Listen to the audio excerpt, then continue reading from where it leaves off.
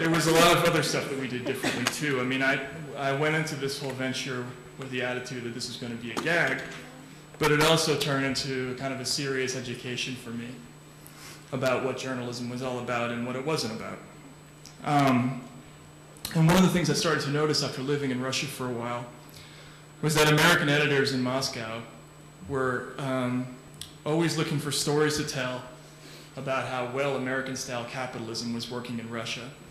And so there was this flood of stories that went into the American press about the so-called emerging middle class in Russia.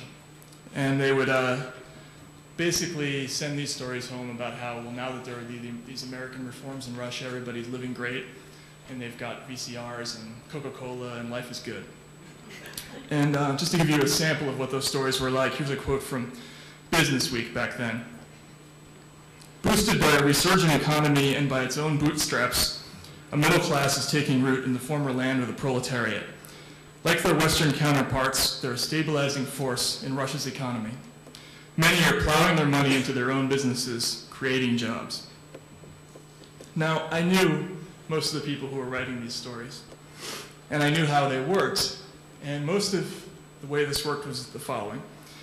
The editor would tell the reporter that we wanted a story about the emerging middle class, so they would send the guy to some remote city, and the reporter very often didn't speak Russian, so he brought a helper with him, who did. And he would tell that helper, find me somebody who has a VCR, who takes a vacation in Cyprus once a year, and who drinks a lot of American, soft drinks. They would find that person, do their interviews, and then get out of town. And that was basically the way the story worked. Without getting too pretentious about it, I discovered, was sort of an exaggerated version of how American journalism works in general. Editors decide what story they want ahead of time, then they go out and get it. And I thought that it should be the other way around. I thought that reporters should start with reality and then work their way back to what they were going to say in print. So I decided to do a series of stories where instead of looking for something ahead of time, I would go to these remote regions of Russia and live the life of the people I was going to write about and then tell that story later on. So I got jobs in various places working as a clown. I worked in an elephant cage in a zoo. I laid bricks in Siberia. I worked as a laborer in a monastery in central Russia. In the agricultural villages, I made and sold moonshine, which is a very big way of making money in the villages. I spent a month going to a high school in the ghetto in Moscow. I went down in a coal mine. I worked as a security guard. I did all these things. And what I discovered when I did all these stories was that these tales of the emerging middle class were way off base. And the Russia of my experience was a place where, despite the fact that there were some good things happening, for the most part, things were getting drastically worse. For instance, the guys I worked construction with in Siberia had salary delays of up to 6 months. And in a lot of places like that place, people were not even paid in money at all. They were paid in credits to a store owned by the company. So once a week, the guys that I was working with didn't have a paycheck. They would get to a bunch of coupons, or taloni they called them, and they would have to go to a store that the company owned, and they would buy a sack of rice and a big jug of vodka and some milk, and that's how they lived. It was de facto slavery or indentured servitude, really. So, and this I saw not just in one place, but I saw it above the Arctic Circle. I saw it in central Russia. I saw it in the villages where people were so starved for money that they actually used this moonshine as currency in a lot of places. And I started to notice that there was this vast disconnect between the Russia that actually existed and the Russia that American reporters were telling audiences back home existed. And when I saw how huge that difference was, I began to understand that I started to think for the first time about the politics of American journalism. And I started to understand that newspaper editors aren't just strict about what kind of language you can use because they don't have a sense of humor. and they don't have a rigid design format or write boring editorials just because they lack creativity. The stylistic rigidity of mainstream journalism in this country is actually more important than that. It's a reflection of its sort of inner ideological character. Newspapers aren't just stylistically rigid, they're ideologically rigid, and the format that they're being asked to use is a reflection of that. One of the most common complaints I got about the XL back then was, you can't be ridiculous and serious at the same time. And I'd ask why that was the case, and they'd say, well, that's just not how it's done, reporters would tell me. They would say to me, if you're absurd one day and serious the next, people will get confused. They won't know when you're being serious. They won't be able to figure out which is which.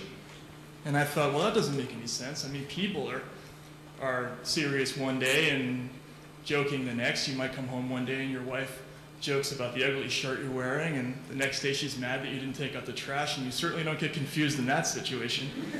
Why would you get confused about a newspaper? People aren't stupid. But it's true, actually, in American journalism, that's the way they do it. They compartmentalize everything. And you know, the model for journalism in this country is sort of like 60 Minutes. It's serious and serious and serious, and then at the end you have 3 minutes of Andy Rooney complaining about fridge magnets and the toner and Xerox machines, and you know, you have your serious part here and your sense of humor stays in a little cage over here. And that's the way they do things in this country. But reality isn't like that. You know, real life is tragic, it's funny, it's uplifting, it's corrupt, it's horrible, and it's all these things all at once. And my approach to all of this was that if you don't portray it that way, you're somehow distorting reality. And I didn't really understand how they distorted reality in our system, but I knew they were distorting it. So, you know, I started to think about what I had learned in mainstream American journalism and what was really going on. And it occurred to me that this emotionally neutral, objective tone you're supposed to use in places like the Moscow Times is actually used to conceal all sorts of things, all biases and propaganda. In American journalism, the tone is everything. You know, if you write a story like "The world is on fire, flee," they tell you can't do that. You know, it's alarmist. You have to go back and do it some other way. Like, firefighters expressed concern today that the world was on fire. And, you know, in American journalism, when you agree with your editors, you're allowed to express yourself at full volume. Like, if you really think it's a big story that Brangelina's photos of their kid was just released, they're gonna let you run with those emotions as much as you want. But if you have some other kind of view on the news, they want you to kind of tell it in a muted way. They want you to write it light or signal what your true feelings about the subject in some way that's not direct. Good writing, there's only one voice, and it has to be the writer's own voice. In newspaper writing, you're writing with somebody else's voice, and you're writing somebody else's opinions.